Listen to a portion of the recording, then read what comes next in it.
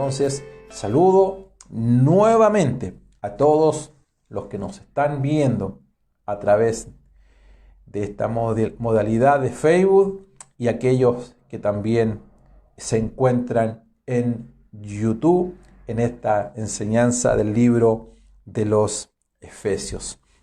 Hoy vamos a seguir con comenzamos nuestra lección 13 y en los videos es el video número 16. Número 16, lección 13, el video número 16 de estas riquezas, semillas de vida que encontramos en el libro de los Efesios. Qué gratificante es poder estudiar la palabra del Señor. Efesios capítulo 2, estamos ya abarcando más de la mitad del capítulo 2 del libro de los Efesios, y el capítulo 2, el verso 16 dice así: que mediante la cruz reconciliar con Dios a ambos pueblos, hablando de los judíos y los gentiles, en un solo cuerpo, matando en ellas las enemistades. Vino y anunció las buenas nuevas de paz a vosotros que estabais lejos y aquellos que estaban cerca. Porque por medio de él, los unos y los otros, tenemos entrada por un mismo espíritu al Padre.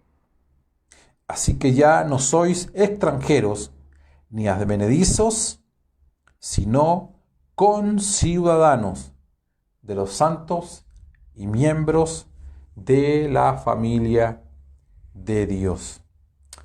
Amén, amén, amén. Usted ahí en la lección tiene escrito todo lo que yo he leído, y en este relato nosotros vemos que habla de dos pueblos. Habla de ambos pueblos, dos pueblos, judíos y gentiles, los cuales han sido reconciliados con Dios, y para hacer de ellos un solo nuevo hombre, el cual es el cuerpo de Cristo, y conciudadanos de los santos y miembros de la familia de Dios.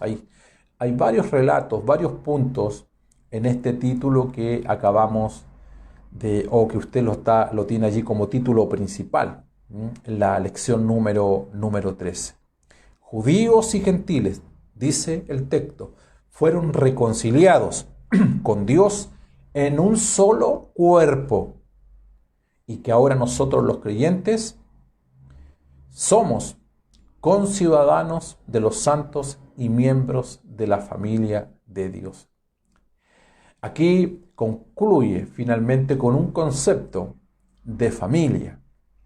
Es un tema vetado muchas veces en las congregaciones, el concepto de familia. Nosotros lo más lejos que llegamos para hablar como familia del Señor es cuando nos decimos hermano.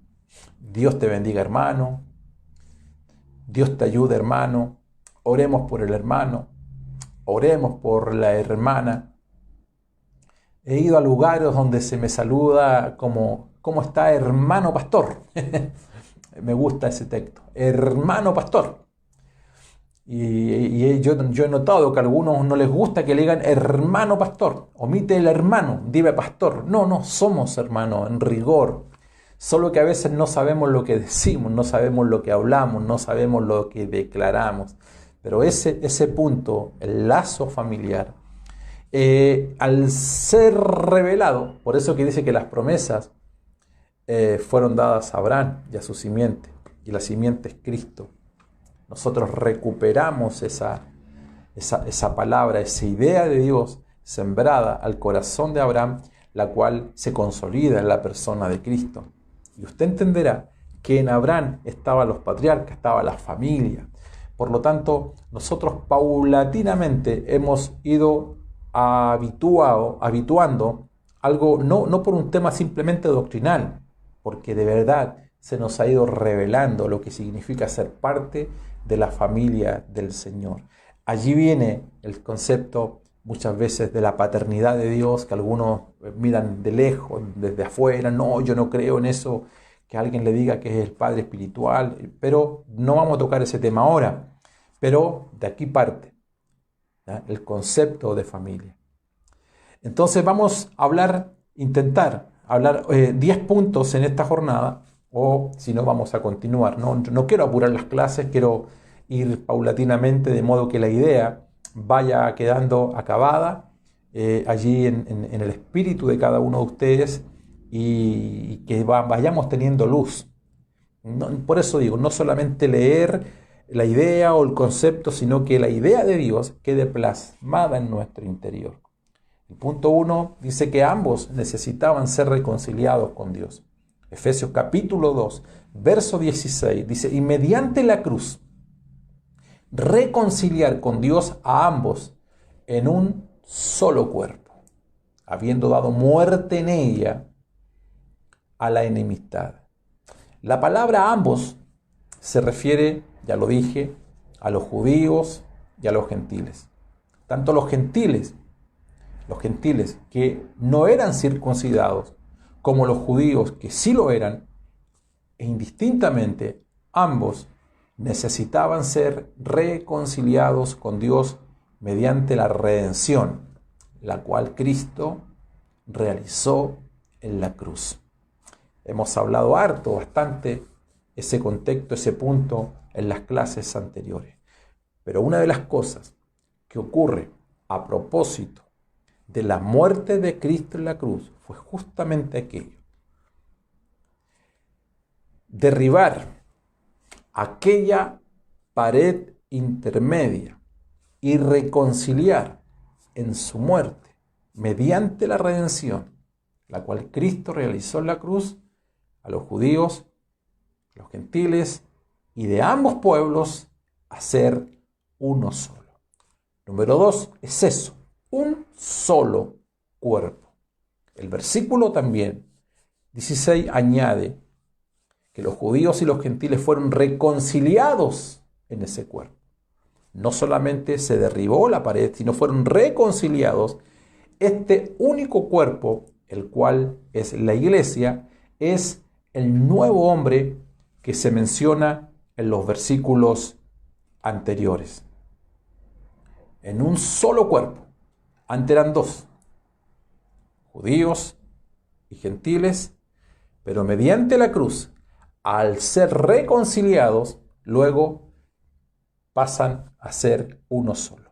Es el mismo punto, o es el mismo contexto, o es el mismo principio aplicado para cada uno de nosotros, porque los judíos son un pueblo, los gentiles son todos aquellos que no son judíos.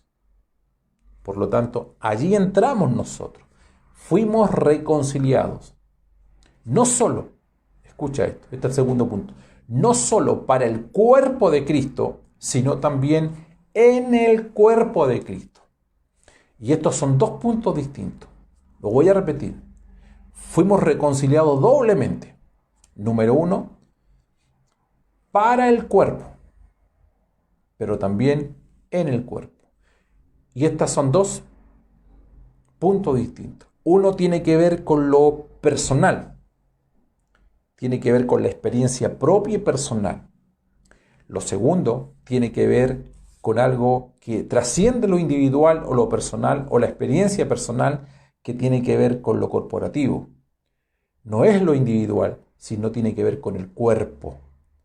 Y esta es una tremenda revelación que a muchos de nosotros nos llevó años, y lo digo humildemente, años poder comprender o captar, porque cuando hablamos, y hemos tocado mucho la diferencia que hay entre una organización y un organismo, y ahí el tema cuando confundimos los términos, ¿correcto? Al local donde se hacen reunión, mira, el local, el salón, comilla, templo, o iglesia local, como quiera llamarle. Por cierto, no todo significa lo mismo, solamente que es asociado a lo mismo.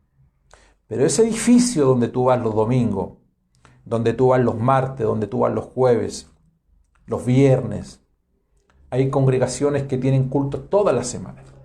El lunes hay reunión administrativa, el martes hay reunión de mujeres, el miércoles hay reunión de líderes, el jueves hay culto general, el viernes hay estudio bíblico, el sábado hay una vigilia, el domingo culto, y están toda la semana. Y toda la semana la gente dice: voy a la iglesia. Tu iglesia, ¿qué nombre tiene tu iglesia? Y debo derribar algo en esta jornada. No importa cuán grande sea el local, si es para miles de personas o si es para 20 personas, si tiene pantallas, sillas de cuero, cámaras, como muchos templos modernos. Por favor, yo no estoy en contra de eso. No estoy en contra.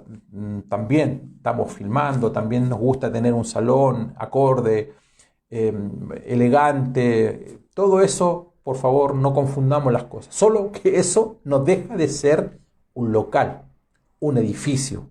Eso es ladrillo. Eso no es piedras. Dios edifica sobre piedras y piedras preciosas. Dios no edifica sobre ladrillos. Hoy la confusión, hasta el año pasado, hasta fines del año pasado, todavía hay mucha gente y todavía uno nota pastores que se quejaban porque no los dejaban reunirse, porque las reuniones hay recolección de ofrendas, ¿cierto? Y lo local hay que pagarlo. Y yo digo, a esta altura que nosotros llevamos, estoy hablando en Chile, en nuestros salones, nuestros locales, nuestros edificios, llevamos 1 año, 3 meses, escucha esto, llevamos 1 año, 3 meses sin reunirnos ni un solo día. La última reunión que nosotros tuvimos fue en uno de nuestros locales en Valdivia a fines de febrero, y la primera semana de marzo del 2020 fue la última vez que nosotros nos reunimos como congregación en un salón. Y ese salón se sigue pagando la luz, energía eléctrica, el arriendo y todo lo que involucra que ese salón no se cierre. Pero yo digo, de manera individual, personal, subjetiva, el único que está perdiendo, comillas, no es el caso. Por ejemplo, soy yo, nosotros, como organización, Familia con Propósito de Chile. Pero eso es subjetivo.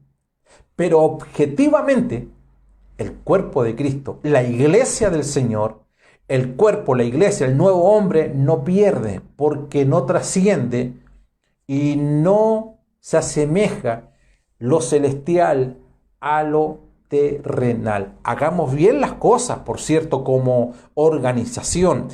Todo regulado, todo en orden, con el Estado, al Estado al cual tú perteneces. En las congregaciones interiores, donde las cosas se tienen que transparentar, se es genuino, se es honesto, hay transparencia, honestidad. Todas aquellas cosas tienen que ver de una manera personal, subjetiva, al interior de la organización. Cuando yo estoy leyendo acá que de 2 pueblos hizo uno, por favor, eso tiene que, yo no digo métaselo en la cabeza, no, yo digo, Señor, abre los ojos del entendimiento a aquellos que entienden que ya no son 2 pueblos, ya no hay judíos, ya no hay no judíos, gentiles, es uno solo. Y ese pueblo no es judío, no es griego, es la iglesia del Señor. Vale decir, el único pueblo real, verdadero que existe hoy en día es la iglesia, es el cuerpo, es el nuevo hombre. Y al ser reconciliados, fuimos reconciliados para el cuerpo de Cristo, pero también en el cuerpo de Cristo, y voy a explicar este punto. Esto es una revelación tremenda. Ya dije, por lo general, consideramos que la reconciliación es algo que experimentamos de manera individual. Hasta ahí llegamos muchas veces. No, me reconcilié con el Señor, Él me salvó, lloré, pasé adelante, el pastor, la pastora o el hermano quien estuvo oró por mí y yo sentí que Dios me tocó. Eso es real, eso es verdad. Sin embargo, la reconciliación adecuada y genuina, además de ser personal, algo ocurre cuando tú eres insertado en el cuerpo de Cristo, porque también hay una reconciliación orgánica.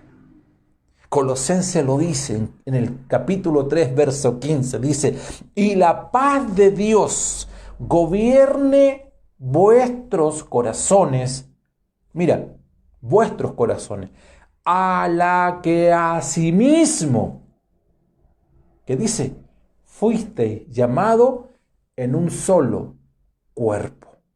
Y luego añade, y sed agradecido. ¿A dónde fuimos llamados? A tu congregación. Fuiste llamado al cuerpo de Cristo. Escucha esto. Esto tiene que ser revelado. No fuiste llamada. ¿Has escuchado cuando alguien dice, no, yo tengo un llamado, Dios me llamó? Muchas iglesias uno encuentra aquello. He ido a iglesias a predicar muchas veces, en distintos lugares, se me acerca gente, pastor, ore por mí. ¿Por qué quieres que ore por ti? Porque tengo un llamado. Mira, esas palabras son genuinas, por favor. No hay maldad en esas palabras. Son genuinas, son sinceras. Hay motivaciones correctas. Hay sinceridad, pero usted entenderá que siendo genuino, honesto, sincero, no necesariamente las cosas se logran y se consiguen. Hay gente que tiene humildes buenas intenciones, son genuinos, corazones sinceros, pero no basta aquello. Pastor, tengo un llamado del Señor y tu pastor lo sabe. No he hablado con él, primero quiero recibir confirmación del Señor. Y todas esas cosas, con mucho respeto, por favor lo digo, todas esas cosas, evidentemente, que uno comprende en el espíritu, están desencajadas, están desenfocadas. Porque esto no es individual, no es que Dios te llamó para que te vayas al África. No, yo tengo un llamado para irme al África, para irme a la China. Seguramente en un par de años más o de aquí a 20 años más habrá gente que va a tener un llamado para irse a la Luna o irse a Marte. Es decir, mira, la idea que estoy conversando es la misma, que trasciende los siglos. ¿En qué sentido? ¿En qué contexto? Que la gente sigue pensando de manera individual. Por eso que como pastor, yo sé que mi llamado no es individual. No importa cuánta gente tenga. Yo me debo a otro pastor, me debo a mi autoridad, me debo a mi padre espiritual, a mi obispo, a mi pastor, a mi apóstol, como quieras que tú le llames. No me puedo mandar solo. Del mismo modo, el cuerpo de Cristo, aunque tiene miembros que son individuales, todo de alguna u otra forma articula al uno, el cuerpo, con muchos miembros, pero es el cuerpo. No es que esta mano tenga un llamado personal. ¿Cómo te imaginas que esta mano tenga un llamado personal y que la cabeza no lo sepa? Entonces, hay algo que es experiencia propia, individual, en el cuerpo. Pero hay algo que trasciende lo individual y compete lo orgánico. Y lo orgánico, como dije anteriormente, amados, no tiene nada que ver, lejos está de lo que es una organización. Cuando la iglesia fue establecida por el Señor, se lo dijo a Pedro, edificaré la iglesia, Dios no la estableció sobre un presidente, un tesorero, un primer, segundo director. Dios no tiró a remate, ni a sorteo, ni hagamos un sorteo, cuántos levantan la mano si el pastor continúa o no continúa, cuántos van a votar como por este líder y se hacen sorteos, votaciones en las iglesias. Dios nunca ha amparado esa manera democrática de que sus líderes se habitúen en las congregaciones. Dios fue claro. Dios dijo, estableció apóstoles, profetas, evangelistas, pastores y maestros para que perfeccionen la iglesia del Señor. Y ese es un punto. Y nadie lo puede discutir. Si usted tiene otra visión, allí usted. Pero eso hasta el día de hoy no ha sido cambiado. Distinto es, diferente, es la manera como se han de alguna u otra forma manejado, y mal manejo muchas veces, donde ha habido mucha decepción. Usted tiene toda la razón en eso. Mucha decepción, mucha gente golpeada, mucha gente manipulada en diversas áreas emocionales, psicológicas, en la economía, todo lo que usted quiera. Pero no puede sacrificar una verdad de Dios matando la verdad de Dios. La verdad de Dios continúa, está allí, está escrita.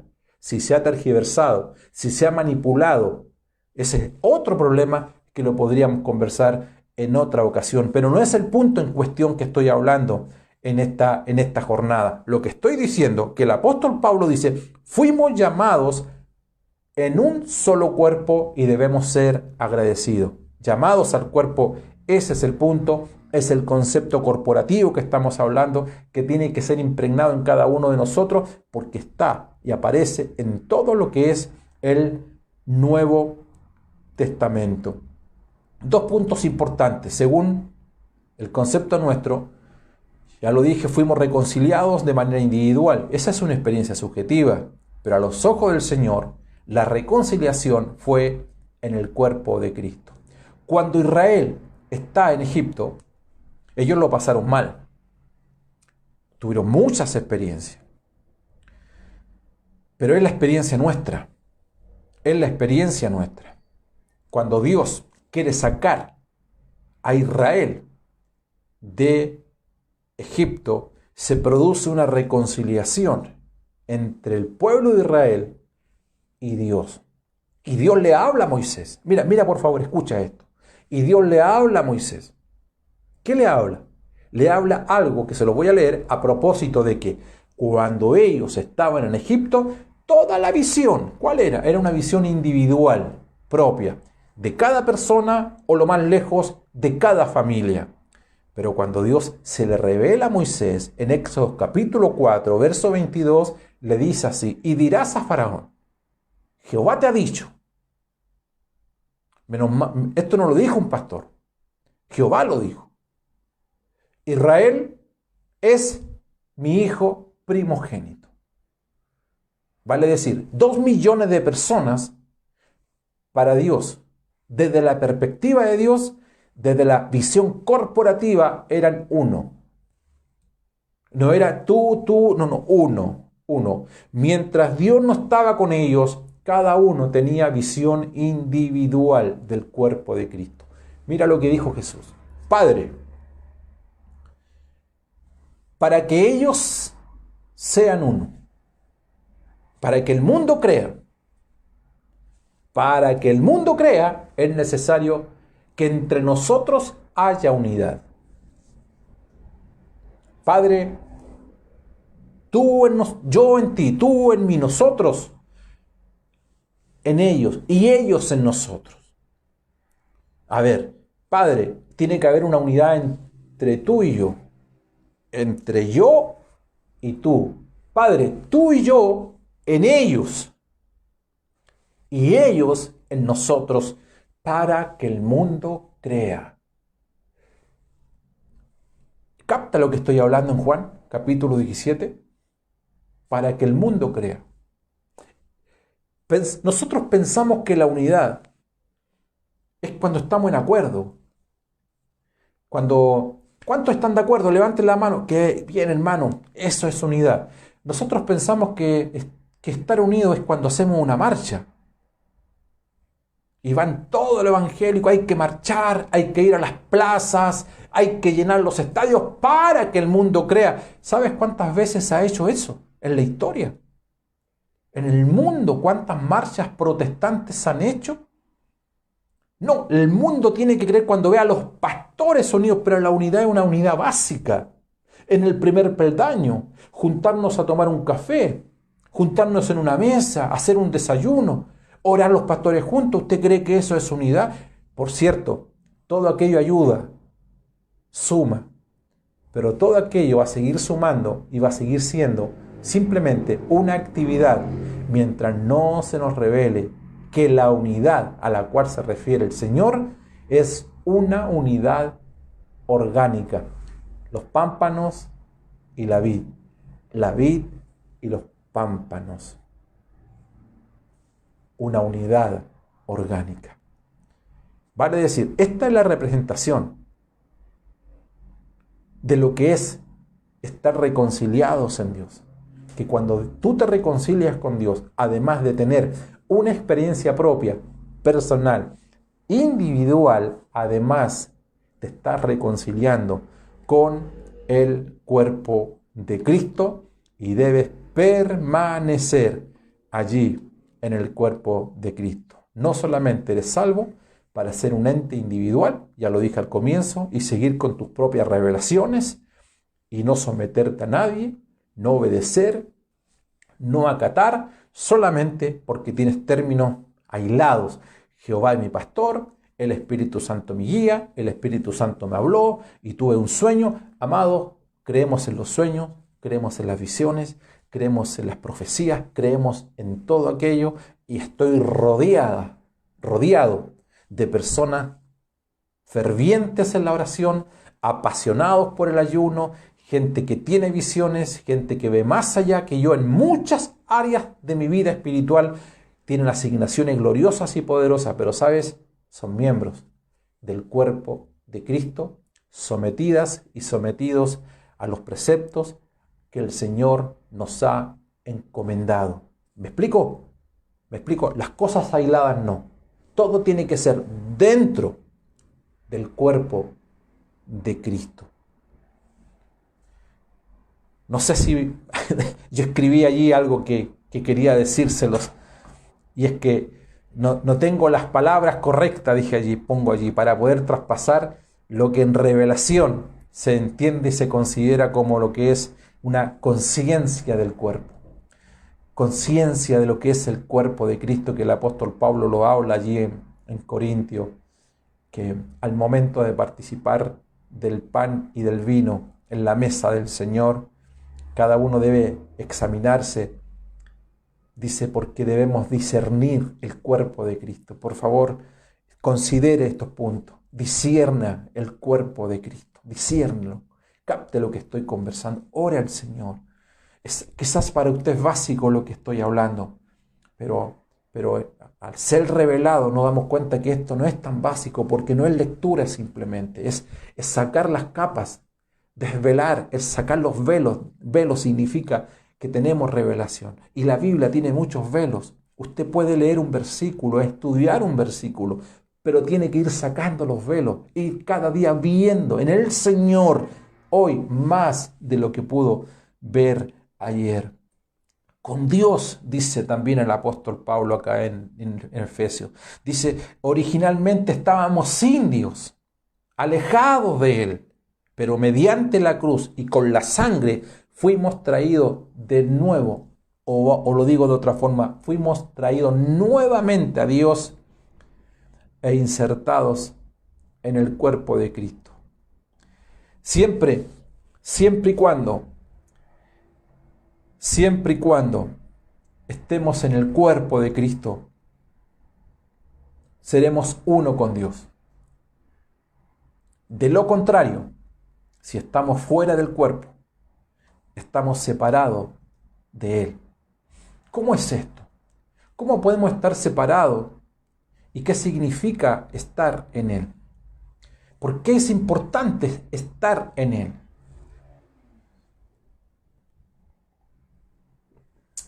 Usted ha escuchado cuando gente dice, no, yo me voy a tomar un tiempo porque Dios está en todas partes. Quiero estar en mi casa, quiero reflexionar, no quiero ir a ningún lado.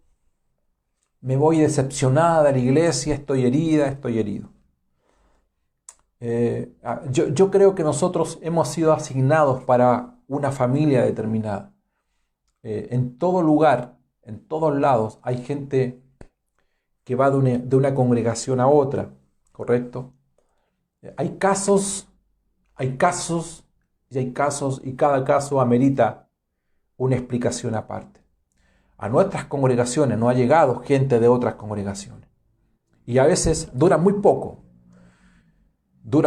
porque las imperfecciones que vieron en esa congregación a la cual ellos asistían, quizás no se asemejaban a las imperfecciones que tenemos nosotros, porque la de nosotros pueden ser mucho mayor. O simplemente la persona encapsula una cantidad y variedad de imperfecciones que donde quiera que él o ella o ellos vayan, ellos cargan esa imperfección. Hay personas que por un tema geográfico se trasladan y necesariamente se congregan en otros lugares. Hay personas que originalmente tenían un nivel de revelación y a veces no encajan en las congregaciones porque los liderazgos son limitados. Muchas veces nosotros hemos sido piedra de tropiezo al avance de la revelación de la congregación. Pero todo se hace en orden.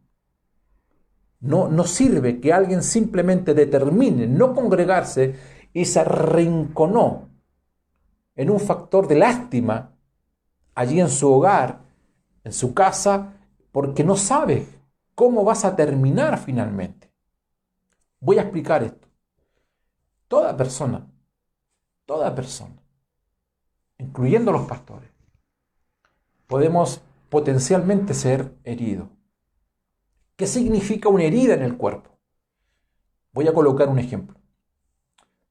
Yo trabajé lo he dicho muchas veces, en la Armada, y en una oportunidad a un compañero mío, mecánico, él en un accidente que tuvo en uno de los motores que estaba trabajando, se le amputó un dedo.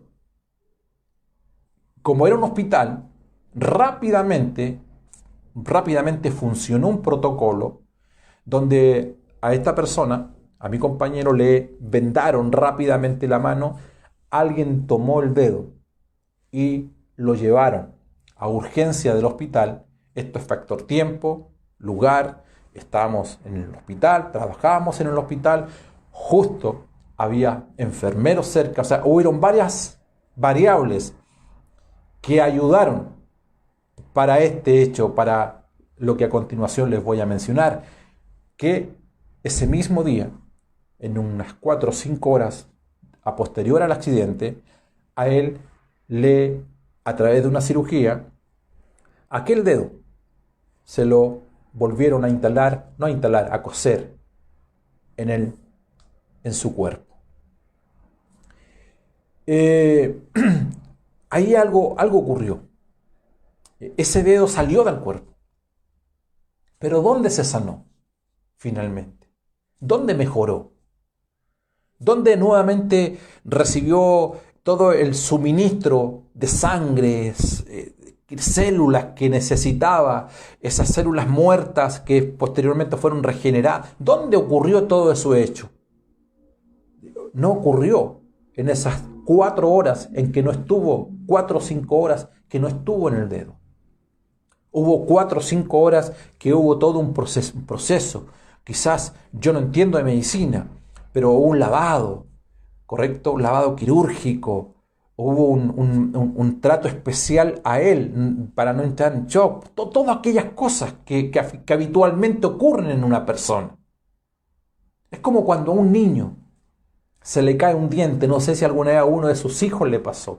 ¿Qué hace la mamá cuando se le cae un diente? Estoy hablando de un diente que ya sabes que no le va a volver a crecer. ¿Sabe lo que hacen las mamás? Toman el diente, lo ponen en un vaso de leche y llevan rápidamente al niño a un dentista, y el mismo diente, el dentista, a través de un lavado, una limpieza, etcétera, se lo vuelve a colocar. Y el diente, ¿sabes cómo comienza finalmente a potenciar cómo la salud comienza a mejorar? Y el diente comienza a mejorar su rendimiento. No fue en el vaso de leche, fue en el mismo cuerpo, en la dentadura. Se potenció con los otros dientes. El dedo finalmente quedó bien, entró en un escenario de kinesiología, terapia, y eso es lo que ocurre, amados, con mucho respeto. Con mucho respeto. Nunca escuches a alguien que no se congrega. Nunca escuche a alguien. A mí me enseñaron a preguntar a un pastor. Cuando tú conoces a un pastor, pregunta quién es su pastor. Porque todos necesitamos ser pastoreados. La misma vehemencia que tú le dices a alguien que te sometas a un pastor, a una congregación, y le preguntas cómo se llama su pastor o cómo se llama su congregación, lo mismo está para nosotros. Nadie de nosotros puede estar fuera del cuerpo, alejado de la cabeza, y eso se explica cuando Efesios lo dice: cada uno de nosotros recibe una retroalimentación y todos estamos unidos a la cabeza, que es Cristo. Nos reconcilió, número 4, por medio y mediante la cruz. Nuestra reconciliación con Dios en un solo cuerpo fue efectuada en la cruz.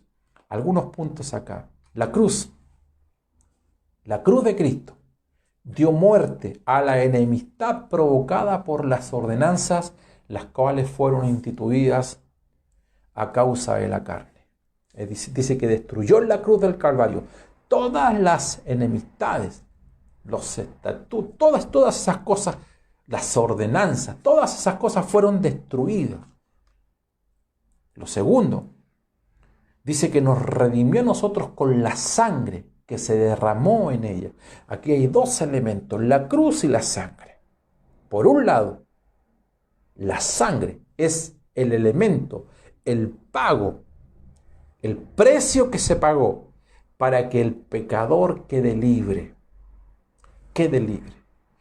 El pecador quedó libre porque se pagó su condena, pero en su interior sigue la naturaleza del pecador.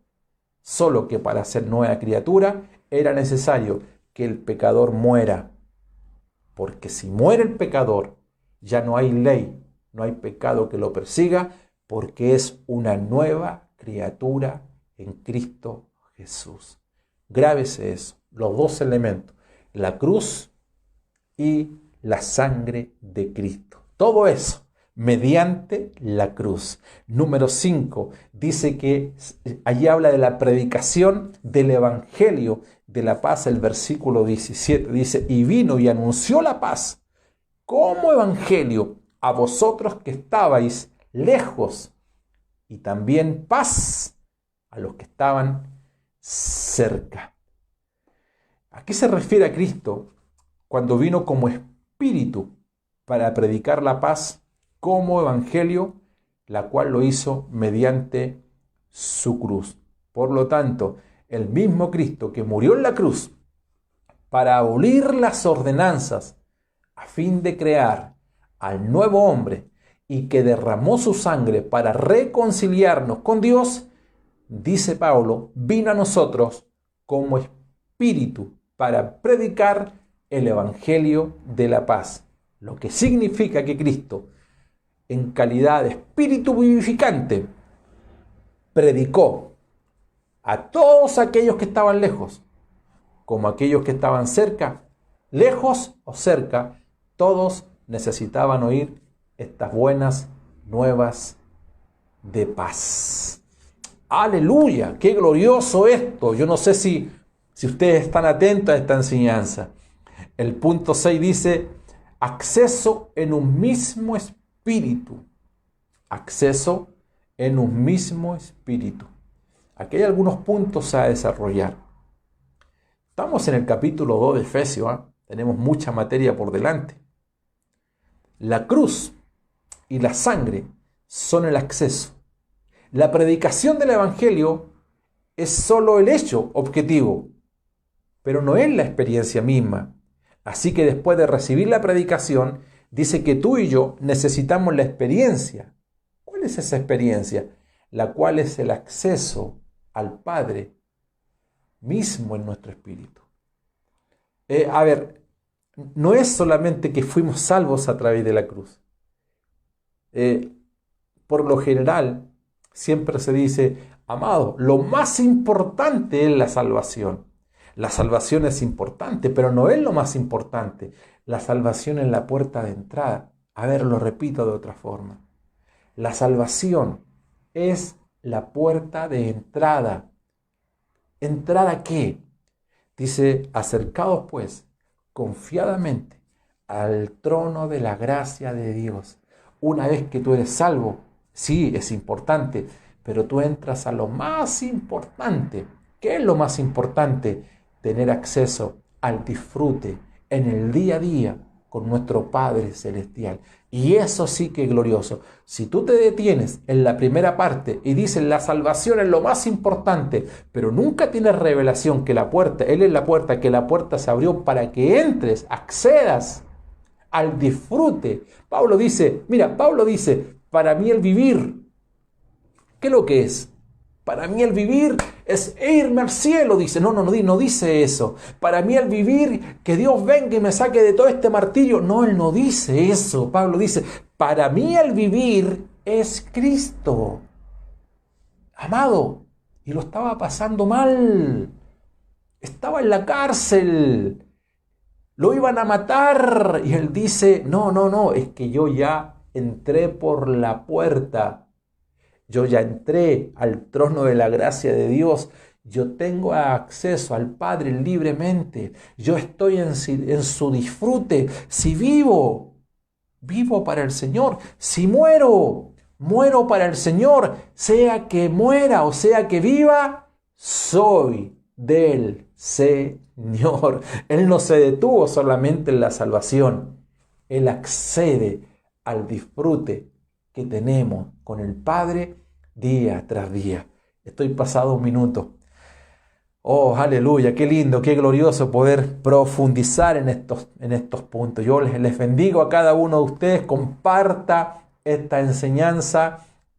Muchas gracias por su presencia. Saludo a todos, amigos, hermanos en Chile y el mundo. Que la gracia y el favor de nuestro Señor sobreabunde en cada uno de ustedes. Nos encontramos el jueves a las 20 horas. Bendecidos.